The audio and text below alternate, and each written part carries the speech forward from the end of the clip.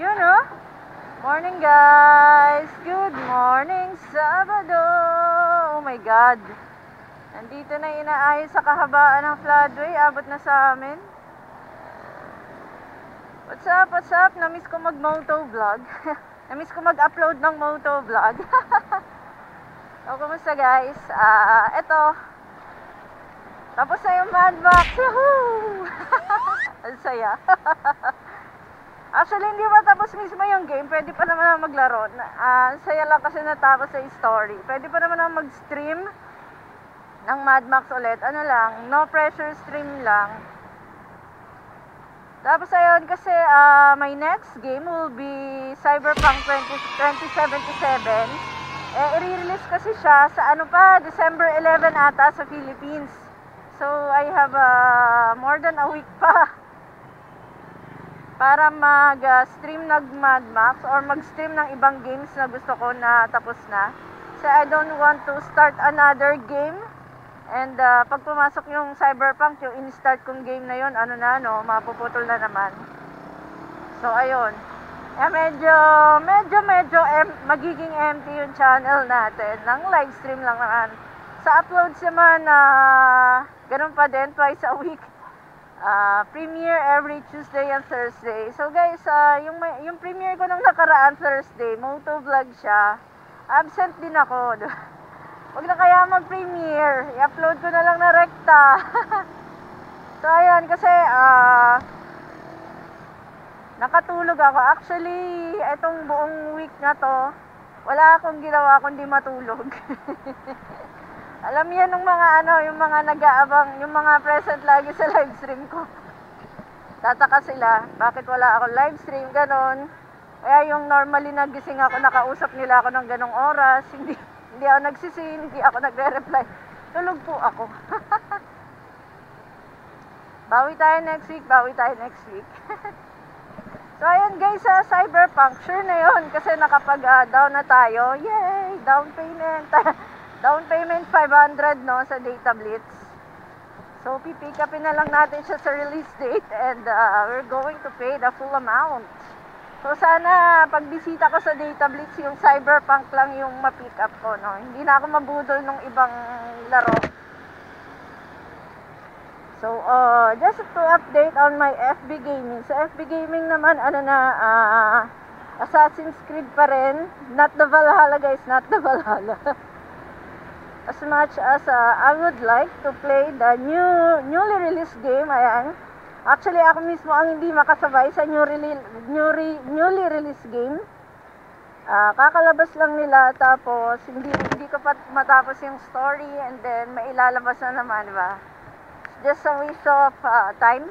If hindi ko rin matatapos, just a waste of money. So, I'm looking forward on beating the game. Ito rin yung main reason kung bakit hindi rin ako napabili ng Miles Morales, kasi I'm currently playing Mad Max that time, and Assassin's Creed pa rin naman sa Facebook. So wala ang pagsisingitan ng Miles Morales. Unlike kasi nung ibang streamer, kasi diba yung ibang streamer, kung anong bagong labas, susundan, mag-i-stream. Ako kasi, pag ganon, hindi ko matatapos yung game, I feel unaccomplished.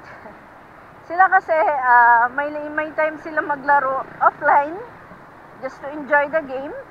Ako kasi, yung laro ko talaga, yung mismong live stream na, wala akong larong offline. I think, sabi ko na to sa iba kong moto vlog updates, wala akong offline na laro, yung pinakalaro ko ng game, yung naka-stream na talaga. So, bakit? So, during the weekdays kasi, ang offline ko is, may work ako. O, diba, nag-i-stream din ako weekdays. Kaya yun na rin yung laro ko. During weekends naman, it's either natutulog ako, it's either nagpapahinga ako, or gumagawa naman ako nung content, which is, I will be premiering on Tuesday and Thursday of the following week. So, ayun lang. Doon lang umiikot yung yung oras ko. Streaming, content, tulog, streaming, content, tulog, ganon. So I think this time, sisingit-singit na lang siguro ako ng live stream and mag-aaral na rin ako ng ibang ways or mag-iisip ng ibang ways kung saan ko maisisingit pa yung iba kong gustong gawin sa buhay. Ayan. Sa editing guys, wala na tayong problema. I assure you, I can produce on a much high frequency rate. Medyo okay na yung rig natin. Nga pala guys, I just bought a new gaming, actually it's not a gaming rig, editing rig. So hopefully ma-vlog ko kasi wala lang, just to point out na just to set a reminder for me na I bought a new rig. Yay! Joke lang, just to inspire others din na katulad ko nahirapan mag-edit, undecided kung mag-i-invest ba sa edit sa rig, sa pagbibuild ng rig. Ayan, so if gusto mo talaga mag-edit, ayan, I suggest bumili ka na ng rig, magbuo ka na ng rig. Habang bare months pa, so I think the most ideal time to buy is December or until early January.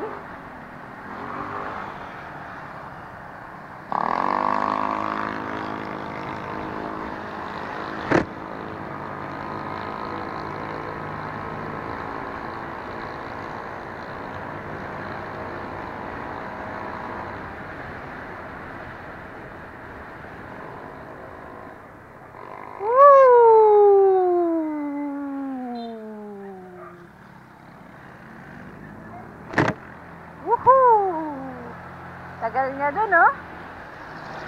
So, ayan. Na-distract ako dun sa sasakyan, ha. Anyway, tuloy lang ang buhay. Tuloy lang ang paglalaro. And tuloy lang sa content. Actually, guys, I'm thinking of another approach sa paggagawa natin ng appliance review. I'm thinking. Medyo basta pinaka-importante is makapag-produce tayo and sa pagpo-produce kasi natin mas okay na ayan, natututo tayo kung ano yung mali, di ba? Ako kasi mas gusto kong na-experience ko on hand kung ano dapat kong i-correct kaysa iniisip ko lang dapat ba ganito, dapat ganito, ayan. Kung sa akin mas okay yung practical application kesa sa isip-isip lang. Ayun no, malapit na ako sa office naman. Fairness, walang traffic Actually guys, late na rin ako. Late ako nagising, di ba? Puro tulog na nga ako, late pa ako nagising. So, that's it guys. We are here at Manggahan. Just before I end this video, this moto vlog, I just want to give a shout out to my channel members. Ayun pa rin guys, Jeremiah Mendoza, Sir Andrew Lacuachero, Awesome Trader, Bebe Gisa Emphasis, and Batla TV. Guys, this is your Millennial Engineer Rosnov. See you on my next moto vlog. Peace out. Encantadia, pasok.